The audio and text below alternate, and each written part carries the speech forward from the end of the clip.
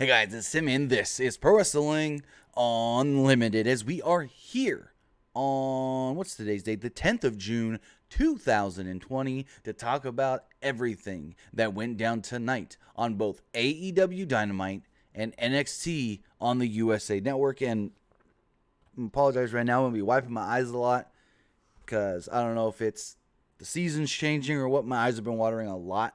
You guys, if you've watched enough of my podcast here, you know that I suffer from what the eye doctors call dry eye, which for some reason makes your eyes water more. I don't understand it, but my eyes have been bugging the crap out of me today. So with that, we got AEW to talk about. With that, we got NXT to talk about. Two average shows, in my opinion. Neither show really, I guess you could say, did a lot for me. If I had to pick one that did more for me, it would have been NXT because of the whole El Hijo del Fantasma reveal thing, with him now calling himself Santos Escobar. I liked that. I really did like that. So, hey, we'll see how it all does go. And I want to know what you guys thought of tonight's shows, tonight's AEW Dynamite and NXT. And if you want to let me know, you can do so a few different ways. First way you can do so is by putting your comment in the live chat as a super chat donation. Any donations here on PWU Unlimited are greatly appreciated. And that is one way to make sure that your comment in the live chat does get read. Also, you can text your comments in to 510-906-1341. The number is in the live chat. And if you guys forget the number and need the number, all you have to do in the live chat is hit !phone. Type in !phone, and the number will actually what's the word I'm looking for? Pop up for you if you guys don't remember the number. But again, the number to text in is 510-906-1341. So as I pull up the text message screen here to see when you guys do text in, we've got AEW to talk about first. And like I said, I thought both AEW and NXT were just a average by the books type of show, with NXT doing a tiny bit more for me. Jacko, tremendously. This has been a really good race. I've been watching AEW tonight. I've been watching NXT tonight. But I've also been watching the NASCAR race at the same time. And my pick is in fifth. Let's go Chase Elliott anyways. AEW Dynamite. So the show begins with highlights from last week's show. Jim Ross, Tony Schiavone, and Excalibur previewed the card for tonight. Jericho would then enter and join on commentary. And also, Justin Roberts is back. Old Justin Roberts. First match of the night was FTR making their in-ring debut against the Butcher and the Blade. I thought the match was really good. Harwood and Blade began the match. Harwood used a side headlock. They exchanged strikes. Harwood used two quick pinning combinations for a near fall. Harwood used a headlock takeover and hit a Northern Light suplex for a 2. Butcher and Blade cut Wheeler off and isolated him on their side of the ring. Blade used a headlock on the mat. Wheeler then used a jawbreaker to set up for the tag to Harwood. Harwood ran wild with a dragon screw on Butcher and a brainbuster on Blade. Wheeler and Harwood hit a tandem draping DDT on Blade. Harwood hit Blade with a suplex. Wheeler then immediately hit a top rope splash for a near fall. And I go, hold up. Whoa. I thought their gimmick, and they've still been saying this since leaving WWE, we don't need to be like these other guys that jump off the ropes with our cool flippy, floppy, flying moves. But no, Wheeler over here with a top rope splash. They changing up their game. I guess you could say it's for the better. They're evolving with the times, but that was their thing. Their ground and pound, their mat wrestling, their no flips, just fists type deal. I get that's a WWE saying, but they were living by that. So, I don't know. Blade then rolled up Harwood for a 2 count. Butcher tagged in, and Butcher and Blade hit a magic killer Uranagi type move. The finish of the match saw Wheeler and Harwood hit Butcher and the Blade with a Goodnight Express, which is the Shatter Machine, just a new name. They follow this up with Spike Piledriver on Blade for the victory. So Shivani came out, or over to the ring, to interview FTR. Harwood said that AEW is the pinnacle of wrestling, and they are the pinnacle of tag team wrestling. Out would come the Young Bucks. Nick Jackson said that they're here to congratulate FTR on their great match. Matt Jackson thanked FTR for helping them out a few weeks back. Matt said that the Bucks, they've carried the tag team division in all of pro wrestling for the last decade and a half. FTR were then jumped from behind. I think it would. No. I take that back. I wrote this wrong. The Bucks were attacked by the Butcher. FTR helps them, but then Kip Sabian runs in. Jimmy Havoc runs in. Chris Jericho calls Jimmy Havoc a creepy little bastard, basically. Kenny Omega and Hangman then saunter down to try and break everything up with FTR. And Butcher and the Blade disappear. Sabian and Jimmy Havoc disappear. And it's FTR, Young Bucks, Omega, and Page. And I think it was Excalibur go, "Oh my God, we got the 3 best tag teams in the world right here in the ring." And we go, "I don't know about in the world, but in your company maybe." And so basically, the Bucks seemed like they were trying to get FTR to challenge them, but they wouldn't. So I don't know what the game here is with FTR. Are they baby faces or are they heels? I think what the plan is going to be, and this is what it seems like to me, maybe they're pretending to be baby faces now, trying to get on the good side of the Bucks, and then when the Bucks let their guard down, they're going to attack the Bucks and go, "Ha, yeah, you guys are just a bunch of idiots," and then eventually challenge them, maybe get All In or something. So I don't know if maybe that's going to be the plan for All In, or these 3 teams stay together like the way they are now, and we get a triple threat match for the titles at All Out or something, or All In, whatever it's called. I think it's All Out now. So I don't know, but there was just a lot of just randomness here that kind of didn't make sense, and I tried to make as much sense of it as I could. So Dasha was doing the backstage interview and stuff tonight, and she interviewed the Natural Nightmares with Brandy and Allie. And they announced that next week, just fucking randomly out of nowhere, Natural Nightmares getting a tag title shot. And fuck the Best Friends. I'm going to talk more about that later. Brandy was then all upset because Allie's got her own custom Nightmare family jacket. She goes, "Why is she wearing the jacket of my family?" And Marshall said that Allie is his girl and now part of the family. Dustin told him that he needs to get his head on straight.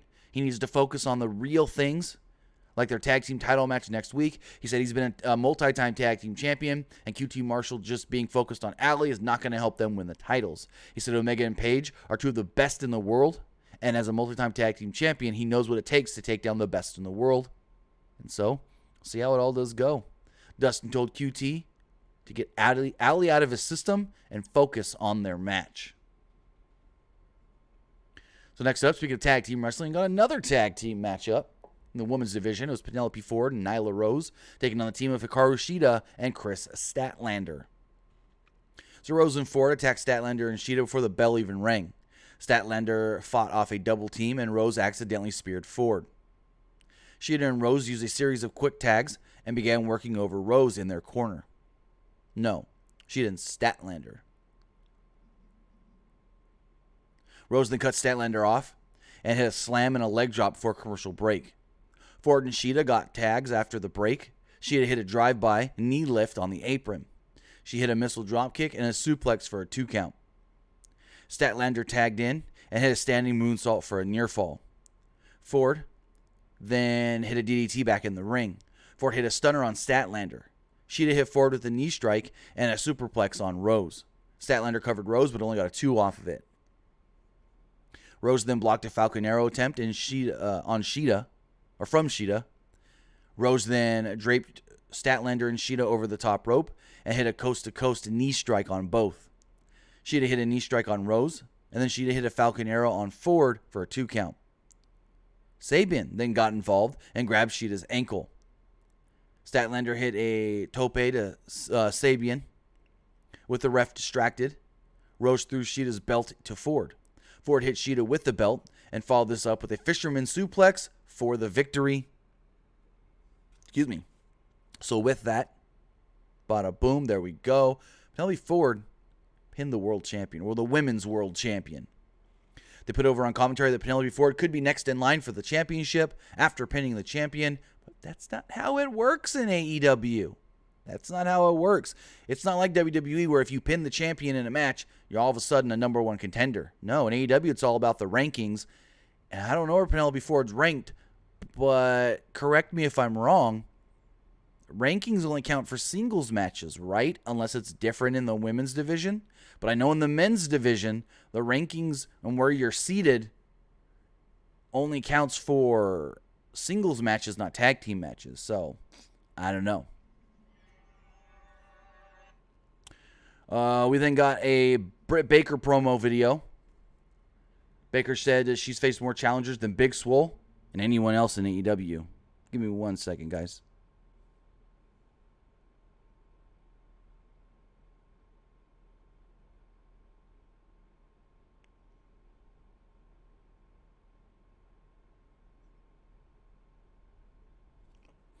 All right, sorry about that.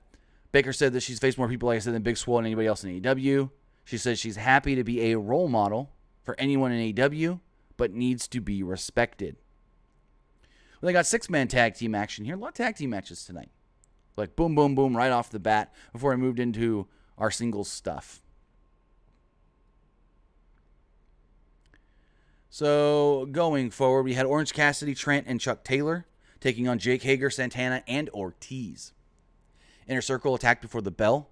Hager went after Cassidy on the stage. Santana and Trent began the match as the legal men. Santana hit a series of chops. Taylor and Trent made a comeback. Taylor hit a tope. Trent hit a spear on Ortiz on the floor. At one point, Cassidy got a hot tag and ran wild. He hit a double poison Rana on Santana and Ortiz. He landed a DDT to Ortiz. Cassidy then went up top and cut Hager off. Hager cut him off. All 6 men jumped in and a brawl broke out. Crazy brawl. Inner Circle then cleared the ring and isolated Orange Cassidy. Santana went for the street sweeper, but Chuck Taylor shoved him off the top rope. The finish then saw Orange Cassidy use a crucifix pin on Ortiz to pick up the victory. This would then lead to Jericho leaving commentary, and he ran to the ring with Floyd the baseball bat. Jericho and the Inner Circle left Cassidy and Best Friends laying. Cassidy then bladed, and he was bleeding. Well, I mean, that's what blading means. Jericho would then get a bag of oranges and basically beat Orange Cassidy down with them. And Jericho said that Blood Orange Cassidy has just been juiced. I assume at Fyter Fest we're going to get Jericho and Orange Cassidy. That's the obvious direction that it seems like they're going. And I assume they wait till the actual Fyter Fest event, whichever night they do that on, to do this match. Shivani then interviewed MJF. MJF cut a pretty damn good promo here. He said he's been undefeated for over a year. Yet somehow, Jungle Boy Jack Perry got a title match before he did. He said, how is that fair? Which, it is fair, because you both were in the same number one contenders battle royal, and he beat you. Even though you beat him in a singles match, he still beat you in the actual number one contenders match. So, yeah, it does make sense. MJF said he's a great white shark swimming in a pool full of minnows. Billy Gunn would interrupt and call him a minnow, call MJF a minnow, saying that he's the great white shark. MJF then said he's shocked that Billy isn't here trying to get another one of his worthless sons a job. Billy grabbed MJF's wrist, and MJF called for Wardlow. Wardlow intervened, and I guess Austin Gunn, you can say, was yelling at MJF, while Billy Gunn just stood there looking a little pissed off. We learned that, well, they're going to fight next week. We then got a recap of everything going on with Dark Order and Colt Cabana, because next up, Colt Cabana versus Sammy Guevara. I felt like this could have been a better match, but the match itself was basically there to build two different angles. Dark Order and Colt Cabana, Sammy Guevara and Matt Hardy. So Guevara came to the ring with his knee scooter, still selling the golf cart injury. But he was totally fine once the match started. So I was like, why the fuck did you need that? Match began, and they flipped each other off. Not a big fan of the whole, oh, I'm going to flip you off type deal from the inner circle and whatnot. It's whatever. Because that's what Hager, Santana, and Ortiz did for their entrance. They stood on the top of the ramp and flipped everybody off. Cool. You're hard.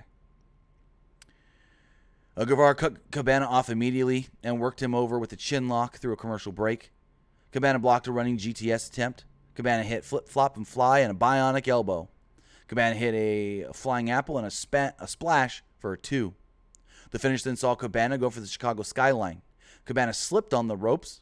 Guevara then hit the GTH for the pin. So after the match, Mr. Brody Lee would come down with the Dark Order, all of the Dark Order too. I don't think we've ever seen Brody Lee, Stu Grayson, and Evil Uno all three together in the ring. Correct me if I'm wrong, but I don't remember that. And commentary even said that they believed that this was the first time that they've seen all members of the Dark Order together in the ring. He came out the heel tunnel. Brody Lee walked in, helped Cabana to his feet, and then left. Didn't say anything, left. And then we get a dumbass fucking segment with Matt Hardy. So Guevara demanded that his music played. Guevara said that he's the best wrestler in AEW. Also, Sammy's been better on the mic than he was here tonight as well. Matt Hardy would then enter and said that he has no problem with Sammy. He said Sammy is the future and he reminds him of himself, a young Matt Hardy. He said that Sammy has to realize his potential and he needs to get away from Jericho. Sammy said that he can't trust Hardy because Hardy tried to kill him, not once but twice. All of a sudden, Matt Hardy goes, the matter of the fact is, and then there's Matt Facts or whatever on the screen. And then all of a sudden, Sammy Guevara says something about deleting, and Matt Hardy deletion. I'm like, really? Really? You're doing this shit? Okay, I get it when he's on camera, he's a character, then you do something to disappear him from camera, and then he comes back as a different character. That's one thing. But for him to do the whole, put his head down, but I'm a different guy, I'm a different, it's so stupid and dumb. And somebody that doesn't know the Matt Hardy character and is not a hardcore and just a casual fan that goes, ooh, what is this on TNT tonight? I'll watch this. They see that, and they're going to be like, the fuck is this bullshit? Click, change the channel. So, I thought this was a bad segment. I thought it was dumb to have Matt Hardy go through basically 3 fucking characters in 3 minutes. Why we're looking at him, not even doing like a whole, like they did that one time when they put him in the freezer and then he came back as a different Hardy, or they drowned him in the pool and he came back as a different Hardy. It's just dumb. It's just dumb. They got a weird Joey Janela video package. Janela said that he came to AEW to be a star, but he's gone from wrestling Jon Moxley to an afterthought. Not wrong. He said he's lost his way over the last 6 months. Janela was shown drinking at a bar. Janela left the bar and said sometimes he thinks his best days in wrestling are behind him. Some may say that. Sonny Kiss would then pull up in a convertible. Kiss told Janela, get in. Joey Janela said, whoo, nice car. And then I guess it was like to be continued. I don't know if the idea here is that Joey Janela, like Hangman, has a drinking problem. Hopefully not, because they already do that with Hangman. But maybe putting Hangman or Joey and Sonny Kiss together as a tag team, it's something. They're not doing anything with either of them anyways, so why not put them together as a tag team? You can't ever have too many tag teams. I mean, they've got 2 shows where they can spread out their tag teams. They've got Dynamite. They've got Dark. They're eventually going to get another show on TNT. So, I mean, why not bolster up that tag team division a little bit? Because it is starting to get a little dry when you run the same tag teams over and over again. Yeah, we've got FTR now, but basically you've got Best Friends, Jimmy Havoc and what's his name? Kip Sabian. You got the Bucks, Hangman and Page, Butcher and the Blade, and I guess you could say Santana and Ortiz, but they don't usually do much tag team stuff. It's always 6-man stuff or in the corner of somebody else from the inner circle. So adding another tag team here, Private Party. Adding another tag team here isn't going to be that bad. I think it might be a good idea to freshen things up in the division after, they've been around for a year or so. Now you can start switching some stuff up. So I don't think it's a bad idea to introduce a new tag team if that's where they're going to go with Joey Janela and Sonny Kiss. I mean, they're not doing anything with either of them anyways, so why not? Dasha then tracked down Colt Cabana backstage. She asked if Cabana's defeat has gotten to him. Cabana ignored Dasha and entered Brody Lee's dressing room. On commentary, they also noted that when Colt Cabana left the ring and the ringside area, he went through the dark tunnel. The tunnel of darkness. Basically, the heel side of the tunnels. Because they're TNA, and the heels enter from one side, and the baby faces enter from the other side. That's how TNA did it forever. They had the ring in the middle, and in that impact zone, heels came out from one side, baby faces came out from the other side. Tunnels as well. So, I mean, I've said it before. Come on, AEW. Can we get some original ideas? We learned about some matches for next week. Billy Gunn will take on MJF. Omega and Page will defend the tag titles against the Natural Nightmares. TNT title will be on the line. We know now, by the end of the show, what that match is going to be. The Sex Gods, Jericho and Guevara, will challenge the Best Friends. And the Best Friends have put their title shot at Fyter Fest on the line in this match. Plus, the Young Bucks will be taking on Jimmy Havoc and Kip Sabian. So Alex Marvez interviewed Jon Moxley in the parking lot. Moxley said he's in a bad mood, and not just because it hurts to sit on the toilet or because his back and neck hurt. If you don't know what he meant about the toilet reference, Moxley's got a bruised tailbone, and he actually basically showed a picture of his ass on Twitter saying, hey, if you've never seen a bruised tailbone before, here's what it looks like. Taz would then come out, said he's been in his trailer, and he's tired of hearing Moxley run in his mouth. Moxley said what sets him apart is that he's miserable. The misery makes him train harder and hit harder. He said it pisses him off that Taz and Cage think Cage can beat Moxley. He promised to pop Cage in the head like a pimple. Taz approached. Actually, no, I already read that part. Taz approached, said he's tired of Moxley, and then Cage would attack from behind. They proceeded to brawl in the parking lot. Cage hit a spinebuster on Moxley on the hood of a car. He threatened to powerbomb, and Taz told Cage, don't do it yet.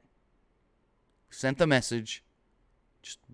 Just wait. And Cage ignored Taz's plea and powerbombed Moxley on the trunk of the car. I actually like this angle. It established that even Taz is the manager, the handler, whatever you want to call, of Brian Cage. But even at times, he can't control Cage and his rage. So I liked that aspect of this. We then got, the main event. We had a hype video of Cody basically putting over Mark Quinn as a challenger before moving into the main event with the TNT title on the line. What just happened here? All of a sudden I'm hearing random noises. That was weird. The random Chrome tab opened up on my computer. Interesting. Sorry about that. So, like I stated, we got our main event, TNT title on the line, Cody versus Mark Quinn. And I was actually bored with this match. I just found this a by the numbers, let's get through it pro wrestling match. They traded tackles and drop downs early. Quinn hit a standing moonsault and a drop kick. Cody applied a leg capture dragon sleeper before a commercial break. The announcers drew attention to Quinn's storyline ankle injury that happened a couple weeks ago. After the commercial, Cody posted the left ankle of Quinn. Cody hit an inverted superplex off the top rope. Quinn came back with a corkscrew DDT. Quinn hit 2 dives over the top rope to the floor. Quinn then teased a third dive. Cody jumped back in. Quinn tossed Cody out on the other side of the ring and hit a spectacular-looking flip dive off the top. The finish of the match saw Quinn hit a 450 off the top onto the ramp. Quinn then went for a shooting star press, but Cody sidestepped it and Quinn crashed down on the mat. Cody applied an ankle lock and Quinn tapped out. And the ankle lock is actually a tease for his next challenger, who we learned was actually, Jake Hager.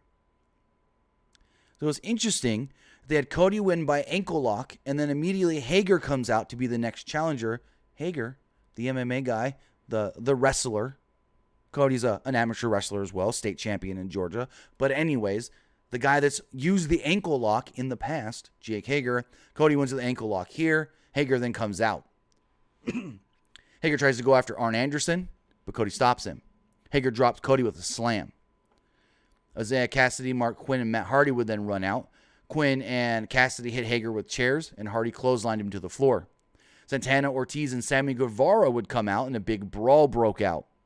Matt Hardy hit Guevara with a twist of fate. Cody hit Hager with a chair. Cody would then grab a mic. He said he thinks he knows what Hager was after, because, at one point, Hager did grab the TNT title. And here's the thing. Cody said Hager wants a TNT title match at Fyter Fest. He's on. But then my question was, wait. They literally said that Cody's defending the title next week. So against who if it's not Jake Hager? And that's what I'm not liking about AEW right now. They're trying to do too much at once. You've got this team going for the tag titles at Fyter Fest. But wait, before Fyter Fest, you got to defend your titles 4 or 5 times. Cody's defending his title every week. Cody's going to defend the title next week against somebody. But wait, before we tell you that, we're going to tell you who he's going to defend against in 3 weeks. It's just, they're kind of trying to do too much at once and getting ahead of themselves, and it's, to me, getting a little convoluted. And then the other thing is, how many episodes of Dynamite need to end in a brawl? They're not WCW. When WCW would end every other show in a brawl, it seems like every other Dynamite ends in a goddamn brawl. Eventually, it's going to get stale. And it might already be getting stale. The whole every other episode, or almost every episode, needs to end with a brawl. That's going to lead almost to nothing for the following week. Because, are we getting Matt Hardy, Sammy Guevara next week? Is Santana and Ortiz going to take on Private Party? Cody and Hager, I guess, is at Fyter Fest. It's just, they're trying to do too much at one time. And then you don't know what's coming next, or what's coming in 3 weeks, or what's coming here, I'm just getting a little tired of it. And I just feel like they need to slow down. Again, this is the last time I'm going to say it. A little too much, a little too fast. And so next up, we do have NXT. NXT was about the same as far as my enjoyment of the show and how I thought the show actually went. There was something on NXT, like I stated, the whole El Hijo Fantasma thing I liked a lot. And I can't say that there was anything I liked a lot on Dynamite. So the show opens up with Undisputed Era in a celebratory mood. And this I could care less about, because I'll get to it. So NXT champion Adam Cole gloated about retaining his championship. He complimented Velveteen Dream as a challenger, but said that he wasn't Adam Cole, baby. Or it's actually, baby, that's the boom. My bad. Cole noted that Dream can no longer challenge him for the title per the stipulations put on their match at TakeOver. Cole asked, well, who's next? But he said it didn't matter. He ran roughshod over the NXT brand and is the brand's most dominant champion in history. Cole claimed no one can defeat him for the title. Cole brought up Dexter Lumis. Bobby Fish and Kyle O'Reilly were freaking out over this. Lumis had put them in the trunk of a car at TakeOver, and they eventually, according to Adam Cole on Twitter, broke out of the car and got home this morning, but said they wouldn't miss NXT tonight. So then Strong just began freaking out, saying, I see Lumis in the crowd. But then every time Cole and Fish would look, he wasn't there. But then we'd see him in the crowd, and not O'Reilly, but Strong would be like, I see him in the crowd again. And they look at Roddy, calm down. Rod, calm down. So Cole tried to pull his group together and gave them a speech about how he would defeat Lumis into the match later tonight. Then they wouldn't have to worry about him anymore. So backstage, on his way to the ring, NXT champion Keith Lee came upon the Undisputed Era. Cole was giving Strong a pep talk. Lee made a remark about having his sight set on the NXT championship. Strong was on edge. They held him back. And Cole again talked him down. And they said, hey, let him talk his talk. Whatever he wants to talk, let him do his do. And this was the first of many what the fucks is going on in NXT. Almost too much, like I said with AEW, too much at one time. Because you've got like 3 people that want to challenge Keith Lee. But then you've got like 3 people that want to challenge Adam Cole. And Keith Lee, the NXT North American champion, wants to challenge Adam Cole. So I don't know what the fuck they're doing here as well. There's a lot of jumbled wrestling tonight. Jumbled storylines, in my opinion, tonight. So we had Candice LeRae and Johnny Gargano against Mia Yim and Keith Lee. I guess Keith Lee's new thing is he's going to catch somebody off of a dive like a baby. Like a little child. He did it to Gargano on the pay-per-view takeover. He did it to Mia Yim tonight. Lee had a bandage on the side of his eye. And his hand was also taped from some injuries at takeover. LeRae and Gargano went for stereo Ranas early, but they were instead caught and powerbombed by both Lee and Yim. When the bell finally rang, after the referee yelled at them for like 3-4 minutes, it's got to be one-on-one. It's got to be one-on-one. Hey, somebody get out of the ring. I was like, fuck. Yim was cleaning house on LeRae once the match actually started. Gargano tripped his wife and pulled her outside of the ring. Yim went for a tope, and Lee caught her to make a save, and Gargano and LeRae moved to avoid the dive. During a commercial break, the momentum shifted and LeRae was on offense. Lee then tagged in and mowed down Gargano. He beeled Gargano across the ring. LeRae made a blind tag and tried to make a save when Lee had her husband on his shoulders. Lee then picked up LeRae and had both husband and wife on his shoulders. They put over on commentary how strong Keith Lee actually is. Candice LeRae then raked the eyes of Keith Lee, and Gargano was able to escape. Gargano used an enziguri to help his wife execute a tornado DDT, and she goes, look what I did. I hit him with that move. It was all me. Yim then jumped in to make the save. She hit LeRae with a pinning combination with a dragon suplex, but Gargano broke up the pin. At one point, Lee did a pounce that sent Gargano smashing into LeRae and Yim. All 3 were down, and Yim took a bump off the apron to the floor. Lee went to check on Yim. He was then super kicked by Gargano. Upon Gargano delivering the slingshot DDT, Lee fell on Candice. Lee was remorseful of this and scooped up Candice like, oh crap, is she okay? Kind of like Hulk scooping up Elizabeth back in 1989 on Saturday Night's Main Event. But it was all a ruse. Candice was okay. Johnny, sneak attack, comes in, schoolboy, 1, 2, 3, pins the North American champion. So I don't know, maybe Johnny gonna get himself a North American title shot again. Kenzie Mitchell was interviewing Cameron Grimes in the back, and Cameron Grimes is trying way too hard to be the loudmouth Southern heel from the 1980s. He's just like, you know, I'm Cameron Grimes, don't you? You know what I stand for. I'm like, you're trying a little too hard there, Trevor Lee. I want to say congratulations, though, to Martin Truex Jr. for winning the race in Martinsville after basically not having a good first third of this, 2/3 of the race. But yeah, congratulations out to Martin Truex Jr. So, back to NXT though. Damian Priest interrupts, and Cameron Grimes is like, oh, you couldn't beat Finn Balor. I've beat Finn Balor before, so maybe that makes me better than you. And then he gets decked by Damian Priest. We then got a vignette hyping up the new NXT Women's Champion, Io Shirai. Indus Sher with Malcolm Bivens took on the team of Mike Delbury and Mikey, or is it Mikey or Mickey? Mikey Delbury and Mike Reed.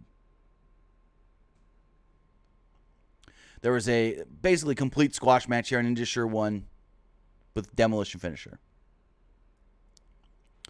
Drake, the referee, was video chatting with William Regal about Cameron Grimes. Drake said that Grimes is claiming that he has a broken jaw and can't compete tonight against Finn Balor.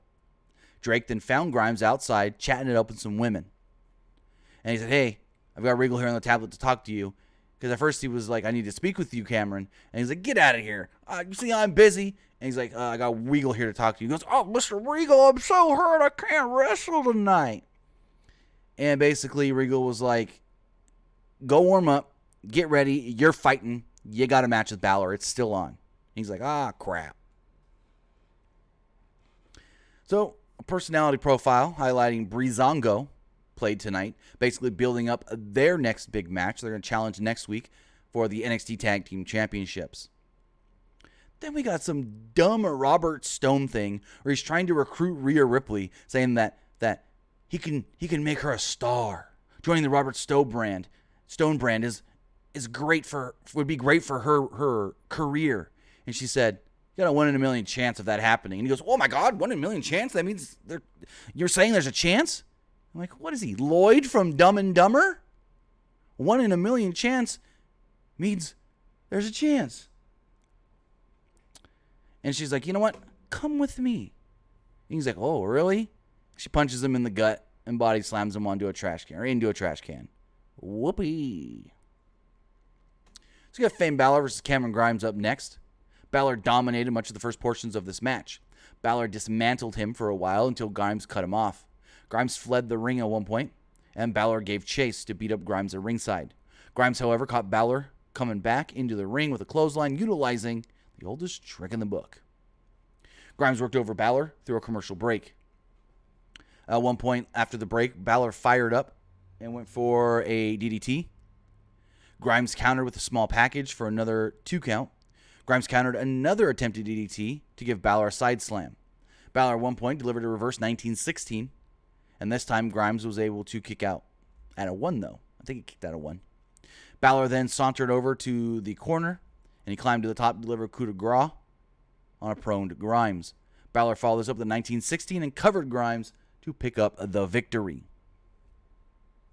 Balor then looked into the camera and called out Keith Lee, seemingly wanting a shot at the North American Championship. So like I said, you got multiple guys wanting to go after Keith Lee. You got multiple guys wanting to go after Adam Cole. But you also got Keith Lee, the North American Champion, wanting to go after Adam Cole. So it's like, what are we doing here? What are we doing? Next up, Dakota Kai taking on Casey Catanzaro. Casey Catanzaro got some shine here early, a little fire at the onset. But Dakota Kai cut her off, and it was all Dakota Kai from here. At one point, Kai dominated after she took over and hit her go-to-kick finisher. Kai and Gonzalez went to continue a beatdown after the match, but Caden Carter would run in to make the save. Gonzalez then snatched up Carter and slammed her down on the mat as well. Cool. Maybe we'll get a tag match between these four. Then probably the best thing on the show. They introduced the new Cruiserweight Champion, El Hijo del Fantasma. Fantasma comes down and cuts a promo about being the new champion and what that means before he's interrupted by Drake Maverick. Maverick came out and congratulated Fantasma on winning the title and beating him. Maverick put over how great Fantasma is, but stated, hey, I think I can beat you now that my mind is not set on crap. I got to keep my job. I'm in a clear state of mind, and because of that, I think I can not only challenge but defeat you for the title. And just as Phasma was, I guess you could say, going to agree, 2 men came down to the ring wearing masks. Fantasma and Maverick were back to back, seemingly going to fight the 2 men off together when Fantasma would turn around and attack Maverick. So they would beat down Maverick for a moment before the 2 masked men would take off their masks, revealing that they were Joaquin Wilde and Raul Mendoza. Fantasma then executed the Phantom Driver on Maverick. As Wilde and Mendoza climbed to the top rope, Fantasma unmasked himself. He threw his mask down. Wilder Mendoza hit stereo dives on Maverick, and he said, I quote, and this was a declaration. He said, and I quote, I am Santos Escobar. I am the NXT Cruiserweight Champion, and no one can touch me. I actually really enjoyed this. I thought that this was a great way to further the character of El Hijo del Fantasma. You get the mask off of him, where either way, I think it would have been fine if he had the mask or not. But I think he has a great look without the mask. And now that he's got Joaquin Wilde and Raul Mendoza as his henchmen, he's got a little thing going. I like this a lot.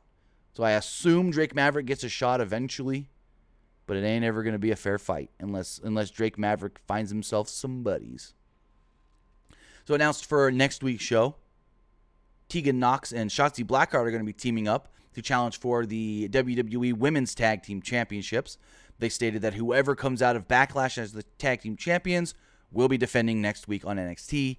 Also, keeping with NXT Tag Team title gold, or keeping with Tag title gold, we do know that Breezango will be challenging Imperium next week for the titles. Then we got our main event, and it was NXT Champion Adam Cole in a non-title match against Dexter Lumis. So Cole pinned Lumis after some interference by Strong. This was I guess you could say, okay match. Lumis was stalking Cole until Cole finally turned the tables, and he worked over Lumis. Eventually, Lumis made a comeback as the match pondered on. Kind of dragged a little bit at one point. Lumis crept underneath the ring and sneak attacked Cole. And I'm like, just give us a fucking regular match. Why do we need to do this stupid, creepy Dexter Lumis stuff where he's going under the ring and stuff? The character's taking a page out of, I guess, Doink the Clown's book I wrote. He caught Cole with a spine buster, got a 2 off of it. Lumis went for a swanton bomb. Yeah, a swanton bomb, but Cole got his knees up.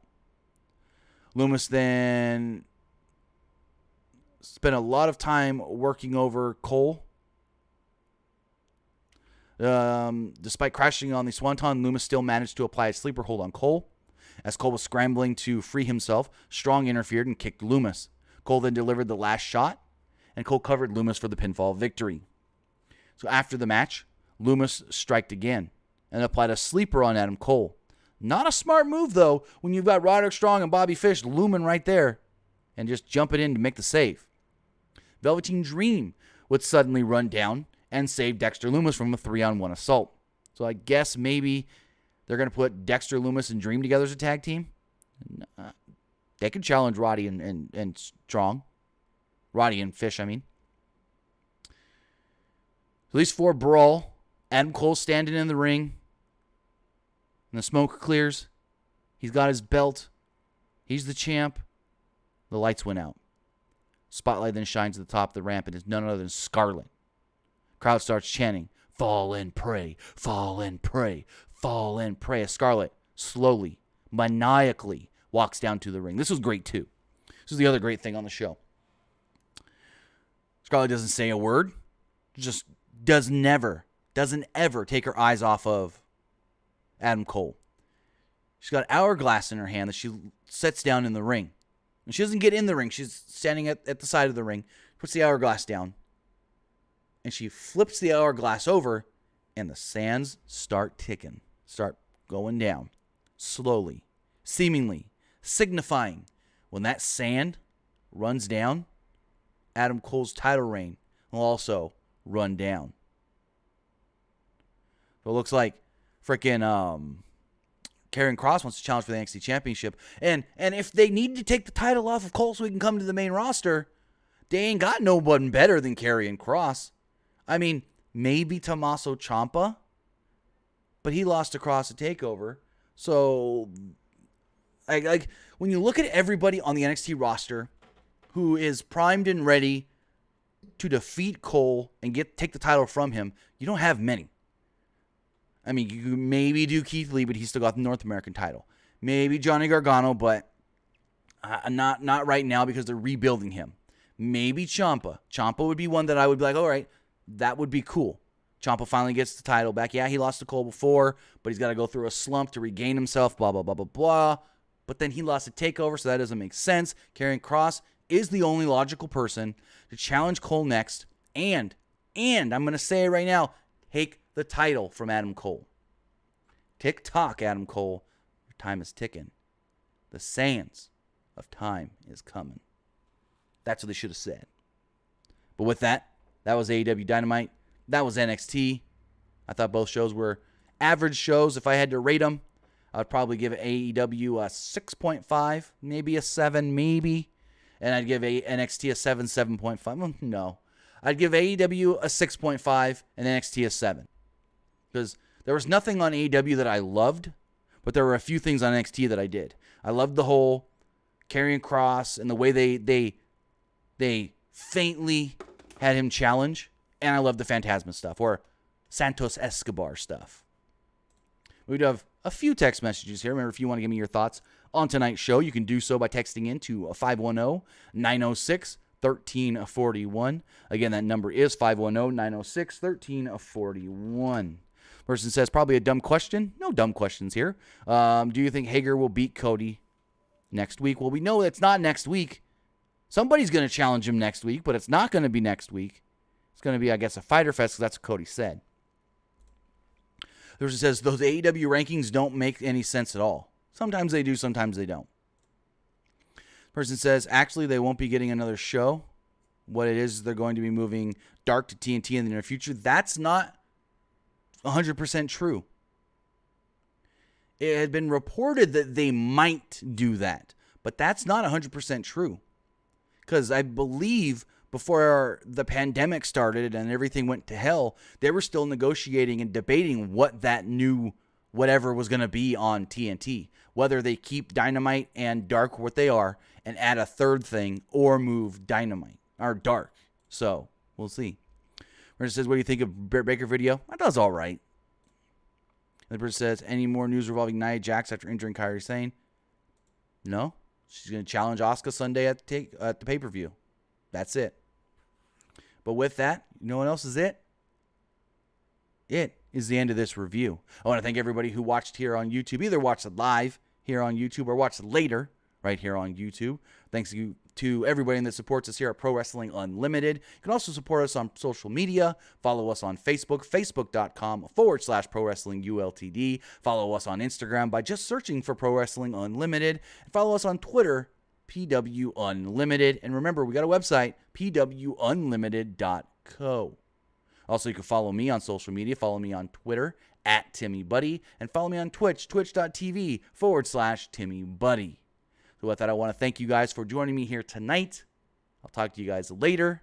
Have a good one.